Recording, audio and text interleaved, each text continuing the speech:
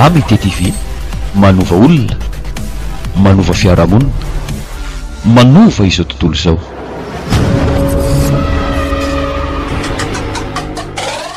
Fanaon'Andriamanitra no miteny amin'ny alalan'ny nofy. Alleluia. Manaraka dia mbola irisako aminao, misy karazany maromaro mantsy ny nofy koa atao anatin'ny Baiboly. Misy ny atao hoe rêve, misy ny atao hoe songe, misy ny atao hoe vision, fa misy koa zany atao hoe cauchemar. Mbola misy karazany be dia be. Ho tohizantsika io fampianaran'io amin'ny heriny an'io. Alleluia. Alleluia. Ny fahalalanao na nofy ratsy na nofy tsara dia ny ampiakatra ny fari-piainanao, ny ampakatra ny fiainam-pananao, zay ny tanjony. Ny atokanao tsy olona azo midevolo potehana, na dia manofy ratsy azy ianao, tsy azo midevolo potehana ianao. Ampahafantarina anao zany. Jereo tsara, amin'ity herinandro ity be dehibe aminareo reo ny anonofy. Raha riva zao nareo dia anonofy. Ary rehefa alohan'ny atory dia mivavahady tsara mihitsy raha riva, dia mangatany nofy tsara avy amin'Andriamanitra. Aza forsena ny nofy koa nefa ny vatanao, fa matory tsara. Ka rehefa tsy manofy aza mandaingy. Iza moa zany dia nanofy ary nofy dia ohatrany hoe mandeha hélicoptère zany dia be dehibe zao nifidy le nofy le hoe za moa zany dia nanofy nanisa versy mantsiaka janona. Iny zao tena be mpifidy, iny mafatatra. Fa tsy afaka misafidy ianao, fa mangata fotsiny amin'Andriamanitra. Zao fotsiny le ataonao amin'ny tompo, tsy miteny akory ianao ataovy manofy fa zao ny teninao: tompo, ataovy matory tsara amin'ity alina ity.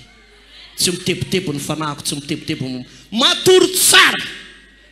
Dia ao anatin'ny nofy zamino fa hiteny aminao Andriamanitra. Alleluia. Raha tiana ho tanteraka aminao ireo nofy tsara ireo atao anatin'ny fonao ato alamino tsara, ny sainao alamino tsara. Raha mpanompon'Andriamanitra ianao dia tazomy tsara ny fahamasinanao eo anatrehan'ny tompo. Tazomy tsara.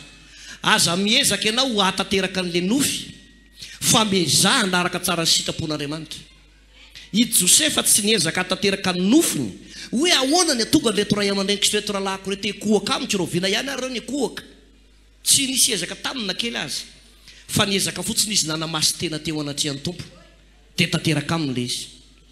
I Jakoba rehefa nanofy dia nahita ny anjelina akamidina tamin'ny lanitra sy ny tany, dia tanteraka tamin'ny mihitsy fa anisan'ny lehilahy notahian'Andriamanitra indrindra io Jakoba io. Ho tonga aminao ane ny nofinofinao, ho tanteraka aminao ane ny nofy tsara rehetrarehetra, ary eo nofy ratsy rehetra dia miala daholo any anaran'i Jesosy. Tsagantsika avy ireo zao teny zao: nofy tsara rehetrarehetra Jesosy dia ho tanteraka izany. Manamasy tena, manamasina ny foko manamasina ny fanahiko ahatanteraka an'izany eo amiko. Ireo nofy tsara rehetra izay nomenao dia ho tanteraka amin'ny anaran'i Jesosy. Ny nofy ratsy rehetra, biby lava sy mena rano, manofy olona maty, manofy milatsaka ny anaty fotaka, manofy tratra ny accident, manofy potika ny fiainako, miala amiko zany amin'ny anaran'i Jesosy.